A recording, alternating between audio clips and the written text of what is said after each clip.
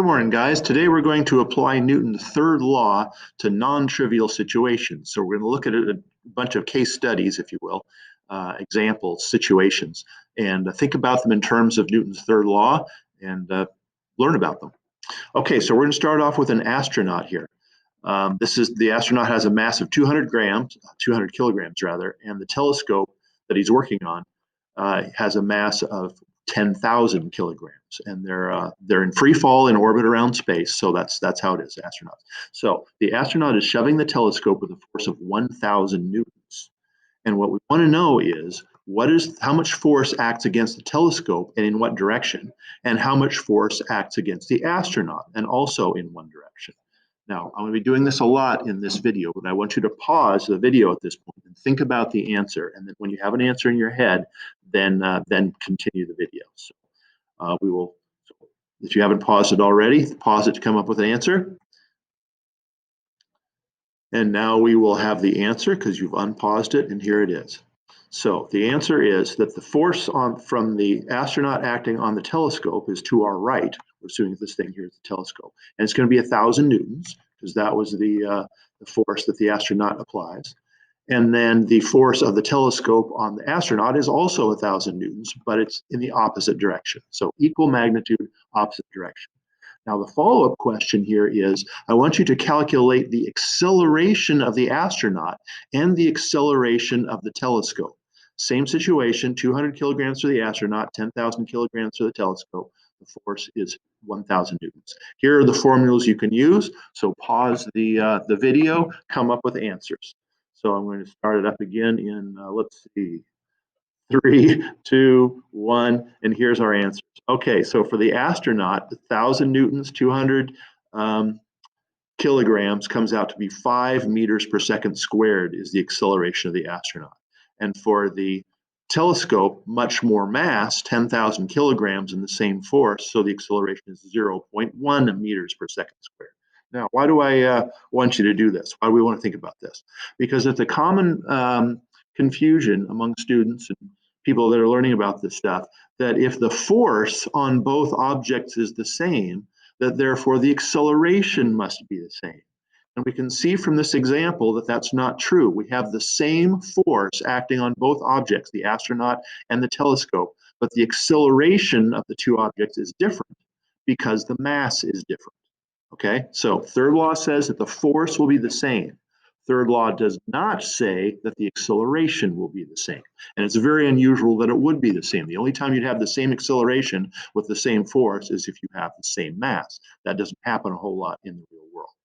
Okay, so that's astronaut. Let's see, let's go to another one here. We'll do a cannon and a cannonball. So a cannon is firing a ball. As you know, a little explosion goes off in the cannon, and gases push the ball forward. But at the same time, those gases are pushing the cannon backwards. And we're going to think of this in terms of the cannon pushing on the ball and the ball pushing on the gun.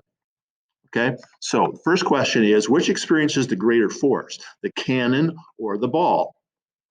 This one I'm not even going to pause, but well, you can pause if you want, but okay. The answer is that the force is the same on both. Third law says that the force on the ball has to be the same as the force on the cannon. Now I want you to, again, find the acceleration of the cannon and the ball.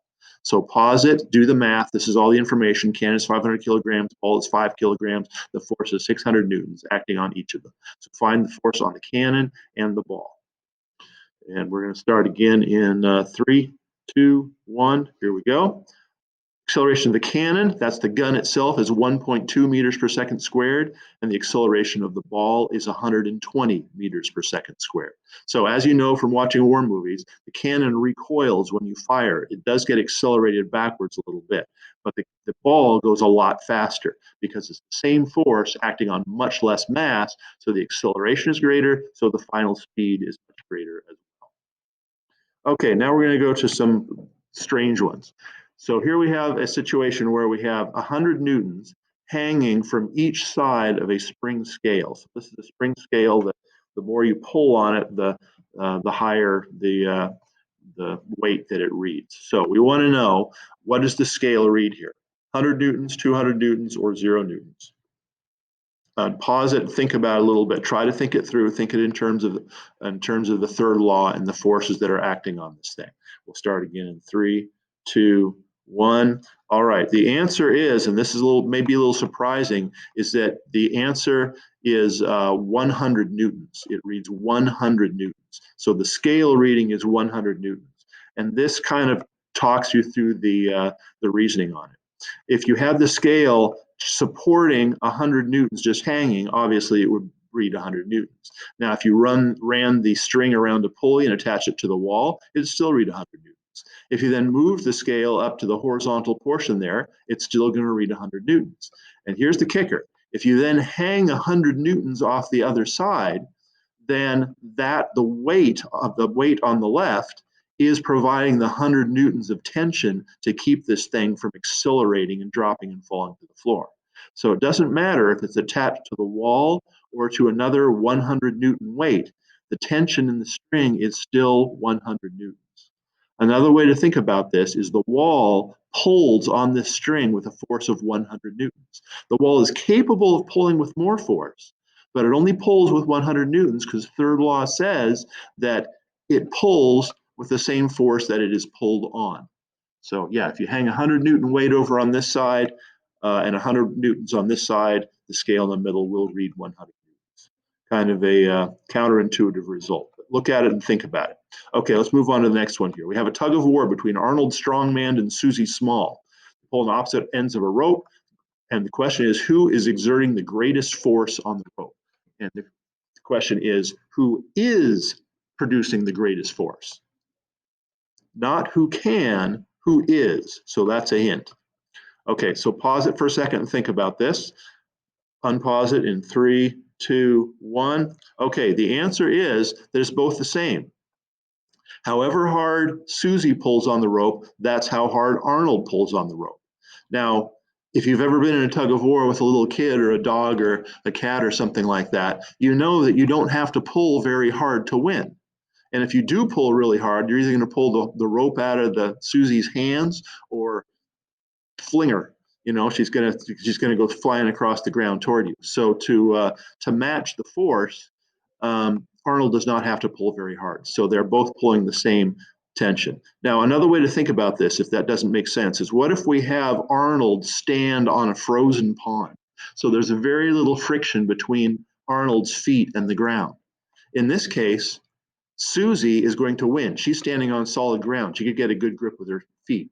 And she's able to just drag Arnold across the slippery ice because he can't get any grip with his feet. There's not enough friction with his feet.